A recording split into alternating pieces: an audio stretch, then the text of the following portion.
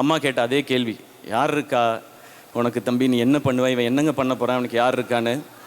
ஆனால் இன்னைக்கு அம்மா, இன்னைக்கு உங்கள்கிட்ட சொல்லணும்னு தோணுதுமா, இங்கே உன் பையனுக்கு இவ்வளோ பேர் இருக்காங்க. என்னை இங்கே 1000 பேர் தள்ளி விடணும்னு நினச்சாலும் தாங்கி பிடிக்கிறதுக்கு 1,00,000 பேர் இருக்காங்கம்மா இங்கே. எனக்கு கார் வாங்கினப்ப, வீடு வாங்கினப்ப அப்போல்லாம் நம்ம நல்லா இருக்கோம், வசதியாக இருக்கோம்னு தான் தோணுச்சு. ஆனால் இந்த செகண்ட் இன்னைக்கு இங்கே நம்ம ஜெயிச்சிட்டோன்னு தோணுது. நம்ம இந்த மாதிரி கனவு லட்சியம்லாம் வச்சுருக்கும் போது சுற்றி நிறையா பேர் சொல்லிக்கிட்டே இருப்பாங்க, உனக்கு எதுக்குடா இந்த தேவையில்லாத வேலை, நீ என்ன பெரியவனா, நீ என்ன ஹீரோவான்னு கேட்பாங்க. நீங்கள் எல்லாரும் சொல்லுங்கள், ஆமாடா நான் ஹீரோ தான். நம்மளை மாதிரி தனியாக வர்றவங்களுக்கு உழைப்பும் கனவும் தான் பேக்ரவுண்டு. அந்த கிரவுண்டில் நம்ம ஆடுறது தான் கேம், நம்ம அடிக்கிறது தான் சிக்ஸர். இந்த உலகம் நீங்கள் யாரோன்னு சொல்லும், ஒன் டே நீங்கள் யாருன்னு இந்த உலகமே சொல்லும். இப்போ நான் சொல்கிறதெல்லாம் என்னை பிடிச்சவங்களுக்கு நம்ம அண்ணன் இப்படி வந்துட்டாரு, நம்மளும் வந்துட முடியும்னு தோணும். என்னை பிடிக்காதவங்களுக்கு இவனே வந்துட்டான், நம்ம வர முடியாதான்னு தோணும். எப்படியோ நான் சொல்ல நினைக்கிறது போய் ரீச் ஆனால் போதும் எனக்கு. நம்மளை விமர்சனம் பண்ணுறவங்கள சீரியஸாக எடுத்துக்கங்க.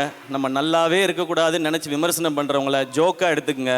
தீஸ் கைஸ் ஆர் ஃபன்னி கைஸ்யா அப்படின்ட்டு போயிட்டே இருங்க.